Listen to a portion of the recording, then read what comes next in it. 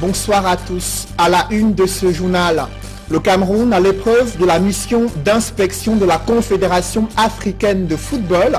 À quelques heures de du premier test d'évaluation du pays organisateur de la CAN 2019, le gouvernement camerounais affûte ses arguments techniques sur les infrastructures sportives et hôtelières destinées à abriter cette compétition africaine de football.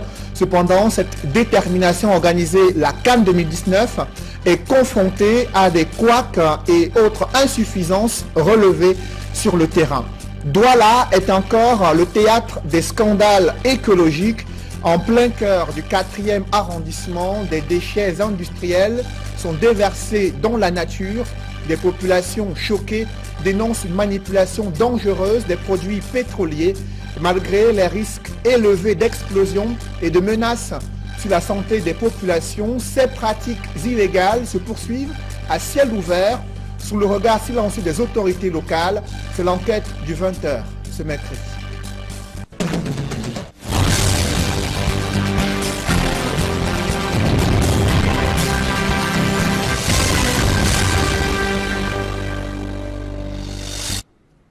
Merci de suivre cette édition complète de l'information sur Equinox Télévision. À quelques heures de l'arrivée de la mission d'inspection de la CAF, le ministre des Sports a tenu à rassurer l'opinion nationale sur les capacités du Cameroun à organiser cette CAN prévue en 2019 au Cameroun. Il a insisté sur la fibre patriotique alors que Pierre Ismaël Bidunkwat n'avait pas encore terminé son discours.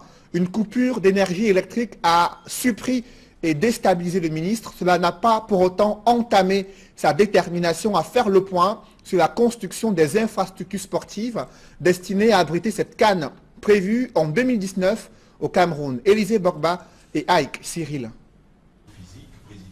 Un point de presse pour rassurer l'opinion qui souffre malheureusement par un flop. Le stade omnisport Amadou Ahidjo de Yaoundé est victime d'une coupure d'énergie électrique, alors même que le ministre des Sports et de l'Éducation physique n'a pas fini de délivrer son message. C'est le genre d'image à ne pas présenter à la mission d'inspection de la Confédération africaine de football. Mission pour laquelle le ministre des Sports et de l'Éducation physique entonne l'hymne au patriotisme. Le rendez-vous de ce jour vise à vous rappeler votre mission patriotique en vue de contribuer au succès de la prochaine mission d'inspection de la CAF. Comme argument à faire valoir face aux inspecteurs de la Confédération africaine de football, le MINSEP cite l'arrivée des préfabriqués qui donnent un coup d'accélérateur aux travaux. Concernant notamment le stade de Lembe, une deuxième cargaison du matériel préfabriqué en Italie, comprenant 263 conteneurs, a déjà été acheminée sur le site et répartie comme suit. 78 conteneurs pour les poteaux, 91 pour les poutres et 62 pour les dalles. Autre nouvelle à annoncer aux inspecteurs de la CAF, c'est celle relative au respect des délais. Le gouvernement assure que les chantiers seront livrés 6 mois avant le début de la CAN 2019. Toutes les entreprises retenues sont déjà mobilisées sur les différents sites et sont engagées à respecter leur planning des travaux. La livraison de tous les chantiers est prévue au plus tard en décembre 2018. Entre réunions du comité local d'organisation, descente des autorités administratives sur le terrain et point de presse du ministre des Sports et de l'Éducation physique, le gouvernement est véritablement en branle à quelques heures de l'arrivée de la mission d'inspection de la Confédération africaine de football au Cameroun. Une mission qui sera composée de 10 membres, dont 5 personnalités de la CAF et 5 experts du cabinet d'audit Roland Berger. C'est avec sérénité que la région du centre attend cette mission d'inspection de la Confédération africaine de football. Le gouverneur de cette région, Paul Nasseri Beya, est confiant quant à la qualité des infrastructures sportives, des hôtels et hôpitaux retenus pour abriter cette compétition dans cette région du centre. Des précisions avec Emmanuel Diop et Marcelin Gansop. Alors que la mission d'inspection de la CAF est annoncée, les infrastructures susceptibles d'accueillir les experts se parent de leurs plus beaux atouts. D'abord, les infrastructures hôtelières que le gouverneur de la région du centre a passé au pain fin. Le temps d'une visite qui a pénétré l'intimité de ces hôtels de 5, 4, voire 3 étoiles. Je suis satisfait de tout ce que j'ai vu. Toutes les appréhensions qu'on avait sont quand même disséminées. Parce que on avait constaté qu'ils ont le niveau requis. Nous avons visité les hôtels qui ont beaucoup changé. Certains hôtels sont encore en construction ou en cours de finition. Mais cela ne devrait poser aucun problème au regard de l'offre hôtelière jugée abondante dans la capitale. Il y a un ou deux qui sont encore en construction. Et il y a un qui va finir en août cette année et l'autre en février 2019. Donc nous pensons que ça, ce n'est que des suppléments. Nous avons suffisamment des hôtels. Les 2 sites de Yaoundé n'ont pas de quoi se gêner. Il y a aussi les infrastructures hospitalières dont l'état de santé est une préoccupation permanente. À l'hôpital général de Yaoundé, comme au centre hospitalier de la CNPS, le plateau technique rassure. La Curie qui est déjà en réhabilitation, l'hôpital général en réhabilitation, l'hôpital de la garnison qui a un plateau technique très élevé, et des autres dont on a même l'hôpital de SOS, centre hospitalier de SOS. Donc nous n'avons pas de soucis en ce genre parce que ce qui nous intéresse dedans, c'est les services d'urgence et de traumatologie et les services qui ont affaire avec le sport. C'est donc avec une certaine sérénité que le comité local d'organisation de la CAN 2019 attend la mission d'inspection de la CAF. Ce d'autant que le stade Paul Biya d'Olembe, qui posait jusqu'ici quelques inquiétudes, est lui aussi désormais en mouvement avec l'arrivée et le début de l'assemblage des 231 premiers conteneurs de matériaux préfabriqués.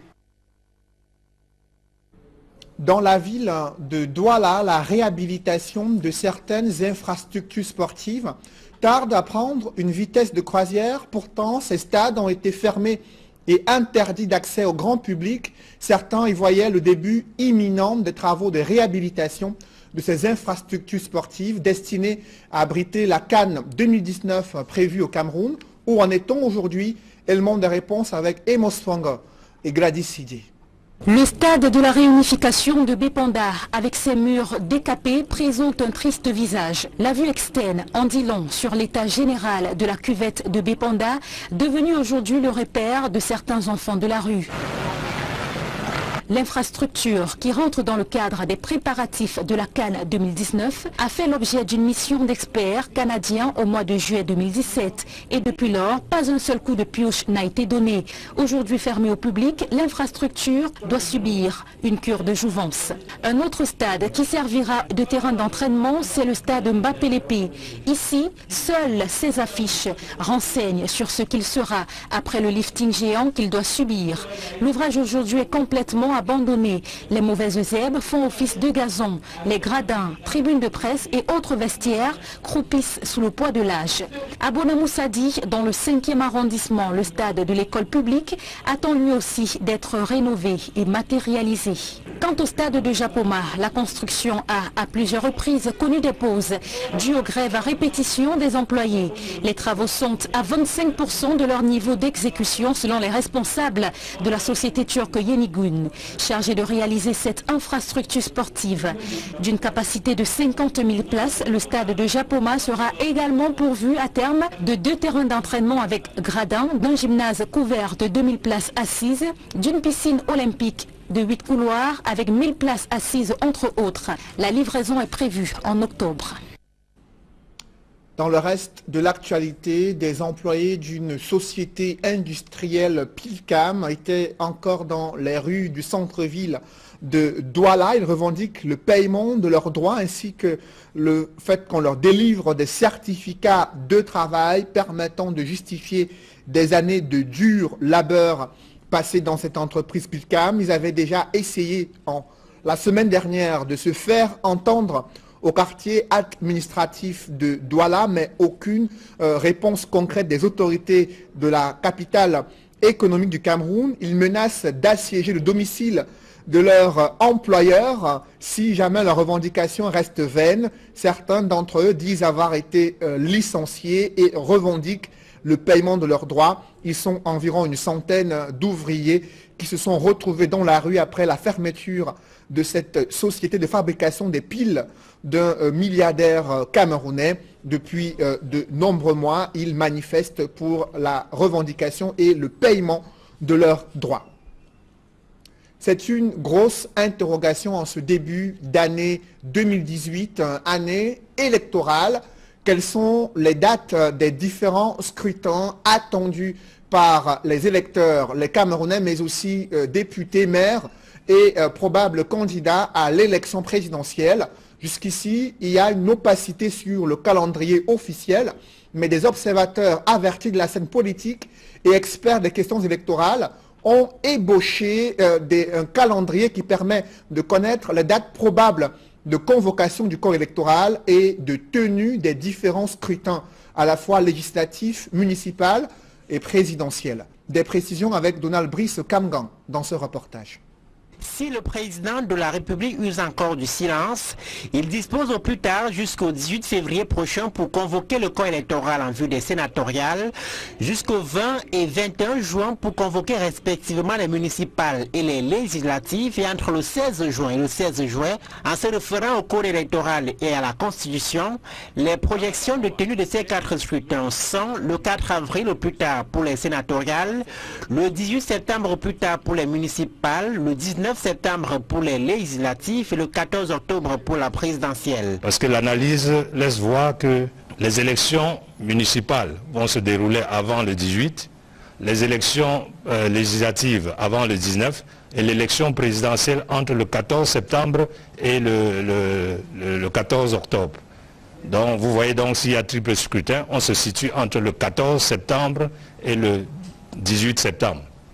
Si le scrutin se déroule donc un dimanche, ça sera le 16, à moins que le président de la République ne déclare un jour férié pour l'organisation de ce scrutin. Pour tenir la totalité de ces 4 scrutins prévus cette année, cet expert estime qu'il faille coupler législatives, municipales et présidentielles en un seul jour. Vous voyez qu'en dehors des élections sénatoriales qui se tiendront en mars, le rapprochement entre les autres élections nous permet donc de faire une projection et de se rendre compte que les élections, on ne peut pas tenir les élections législatives et municipales couplées au mois de septembre, c'est-à-dire avant le 18 septembre, et le mois d'après, avant le 14 octobre, tenir une élection présidentielle.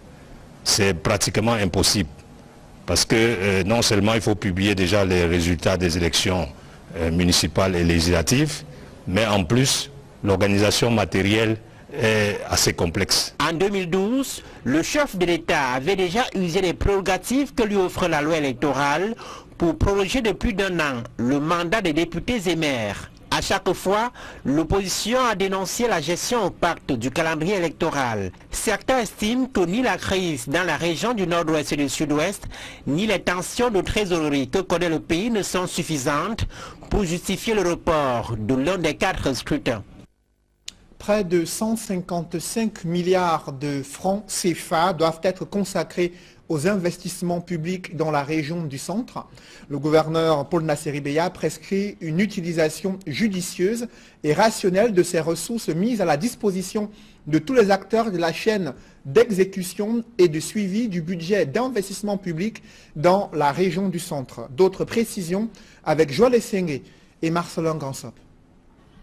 C'est toujours la même rengaine, d'un exercice à un autre. celle d'une critique acerbe quant à la mauvaise exécution du budget d'investissement public. Au moment d'engager le budget 2018, il n'est pas superflu d'embaliser les chemins en vue d'une exécution mieux aboutie et moins critiquable. Ce qui a été prescrit par le gouvernement, c'est d'abord non seulement la réalisation accrue des investissements publics, comme vous le savez.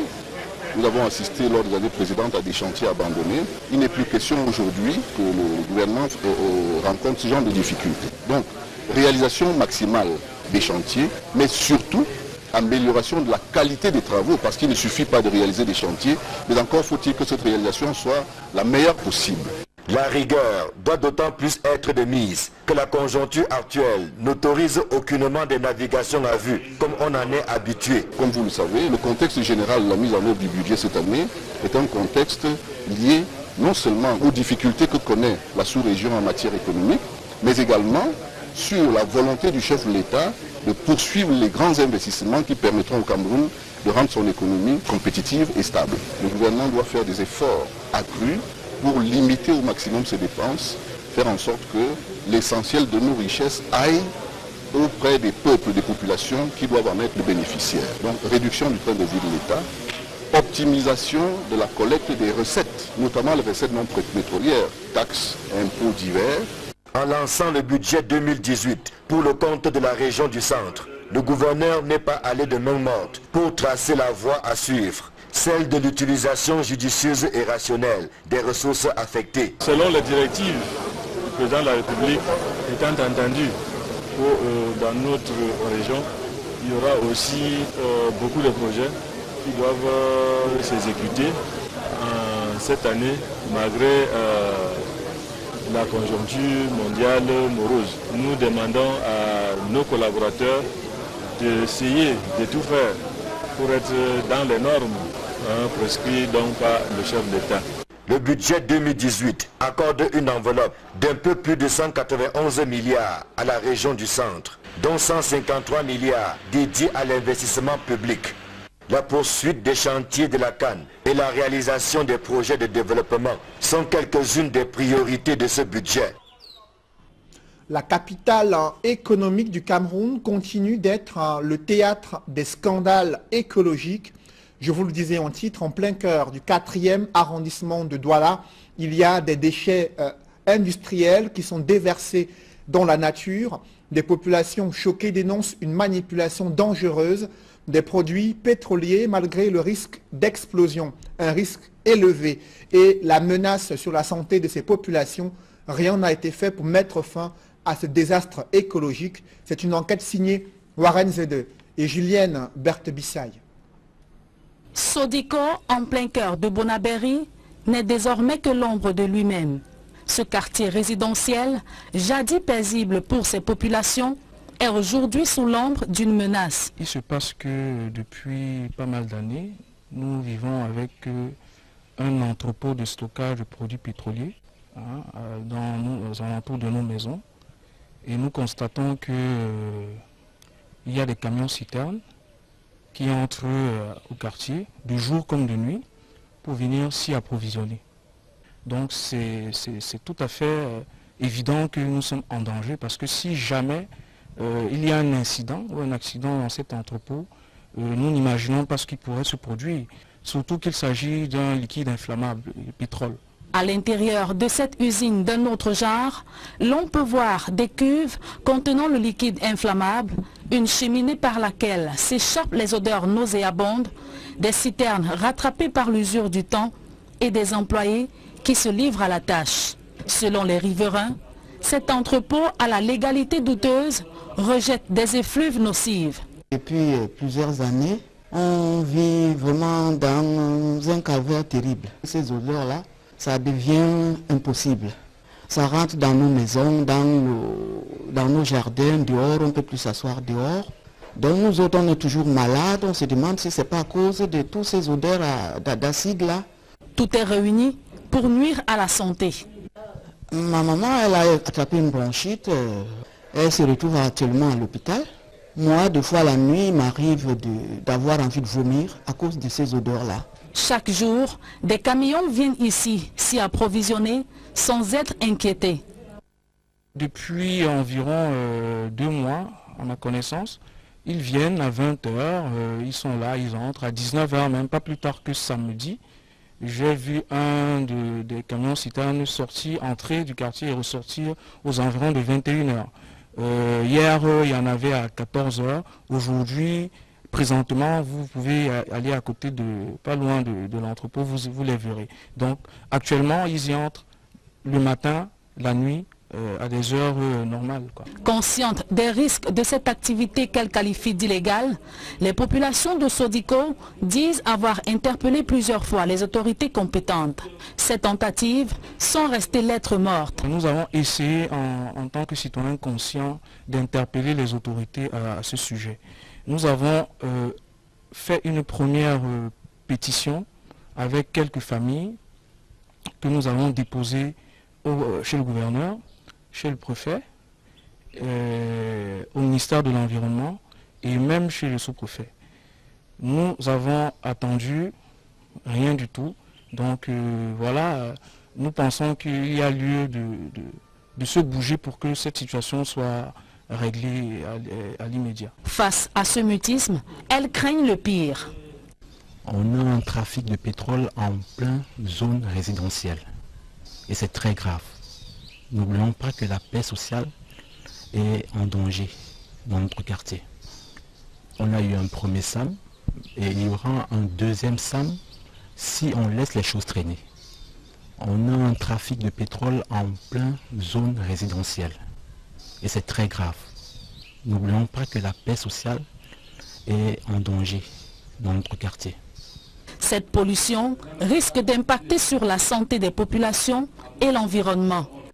Lorsqu'on voit la couleur noire, ce doit être des produits d'hydrocarbures. Donc les premiers impacts sur la santé environnementale, la santé humaine, on peut déjà les identifier. C'est d'abord les odeurs, il y a d'abord les odeurs. Ensuite, les infiltrations dans le sol et le sous-sol qui peuvent altérer la qualité des eaux de consommation. Il faut déjà savoir que nous sommes dans un quartier où la nappe phréatique est superficielle. Et déjà que l'eau là-bas n'est pas bonne à boire, ici il faut rajouter à cela ce type de pollution. Il faut le signaler que c'est un cas assez grave. Je considère que c'est un déversement criminel.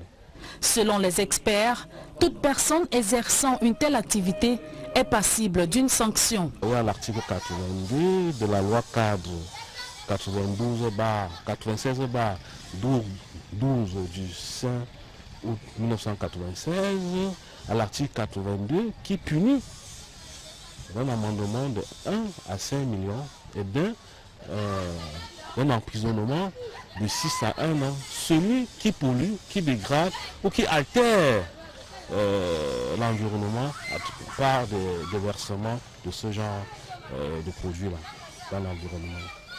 Malgré la gravité de ce désastre environnemental et du risque élevé d'un danger imminent pour les populations, les autorités locales déclarent qu'elles ne sont pas au courant de cette situation.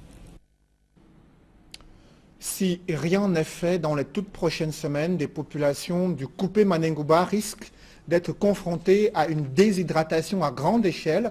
Et pour cause, il y a un sérieux problème d'accès à l'eau courante, à ce qui s'ajoute également des infrastructures obsolètes sur le plan des routes, mais aussi l'accès à l'électricité qui est un sérieux problème dans ces départements situés dans la région du Sud-Ouest. Le conseil municipal qui s'est récemment réuni, également le budget d'investissement public qui pourrait être une solution aux problèmes que rencontrent les populations dans le Coupé Manengouba. Des précisions avec Jacques Moulon et Isabelle Carole Zoupet.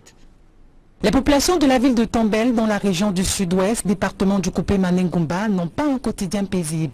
Ceci à cause de l'éternel problème du manque d'eau potable, auquel s'ajoute le déficit d'infrastructures, insécurité, instabilité de l'énergie électrique et bien d'autres. Ce sont des problèmes déjà connus de cet exécutif communal pour cette session du conseil municipal où on a mis du 29 dans du vieil eau. Ces problèmes réévoqués une fois de plus au cours des travaux de l'adoption du budget 2018 ne trouveront réellement de solution que par une décentralisation effective telle que le souhaitent les conseillers exécutifs de cette commune. On doit mettre l'accent sur certains projets qu'on n'a pas encore arrivé à réaliser. Par exemple, l'électrification dans certains villages, les routes dans certains villages. Vous voyez, la fourniture d'eau. Nous souhaitons la décentralisation pour permettre aux maires de réaliser les développements. Pour promouvoir le développement et assurer le bien-être de ses habitants, la priorité a été mise sur les routes telles que l'on attend observer d'ici quelques semaines. La population attend que ces travaux soient rapidement finis. Alors pour la ville de Tombel, peut-être d'ici 6 mois, il y aura un grand changement. Le budget de l'année 2018 s'élève à 637 millions de francs CFA, soit une baisse de 24% de l'enveloppe de la précédente session. Il servira à répondre aux désirs des populations, à savoir de vivre dans des conditions favorables. Vous l'avez peut-être constaté lors de l'achat de votre billet d'avion pour un vol international, une augmentation du prix du billet d'avion liée à cette taxe qui passe désormais de 10 000 à 25 000 francs CFA. C'est une nouvelle disposition de la loi des finances 2018 qui suscite quelques grincements de dents, mais le gouvernement cherche ainsi à élargir l'assiette fiscale pour renflouer ses caisses, un pays confronté à une crise sécuritaire et économique. Explication avec Donald Anouzoua. La loi des finances 2018 fixe à 25 000 francs CFA la taxe aéroportuaire portée sur les billets d'avion. Les informations recueillies sous CAP auprès des agences de tourisme renseignent que tous les billets d'avion émis en 2017 pour les voyages comptant pour 2018, à l'aller comme au retour, le passager devra payer à l'aéroport un complément de 15 000 francs pour régulariser la taxe nouvelle qui en 2017 avait été collectée à 10 000 francs CFA au lieu de 25 000 pour cette année. La taxe aéroportuaire ainsi revue à la hausse est perçue comme une source de recettes pour le pays. Il s'agit d'un droit, le droit de voyage qu'on appelle vulgairement la taxe aéroportuaire qui s'applique sur les billets de voyage à l'extérieur. C'est vrai que ça s'applique au niveau des vols nationaux, mais le montant est presque insignifiant. Donc le droit, le timbre de voyage, la taxe aéroportuaire, c'est une forme de retenue que l'État greffe sur des tickets de voyage à l'international. On estime que le voyage à l'international étant destiné à des personnes d'une certaine classe et que l'État, ne voulant pas créer d'autres impôts, estime que ceux-là étant des nantis, on peut prendre un peu chez eux pour financer pour l'intérêt général. Il est désormais question d'assurer l'adéquation entre le recouvrement de l'impôt et sa destination. Maintenant, la destination de l'impôt dépend de la vision que l'État a de sa gestion. On ne peut pas d'office dire que les 500 milliards collectés seront destinés exclusivement à faire ci ou ça. Il reviendra donc à l'État de planifier en fonction du budget qui a été arrêté. L'augmentation de la taxe aéroportuaire, en abrégé D7, signifie également augmentation des prix d'avion pour tout embarquement au Cameroun.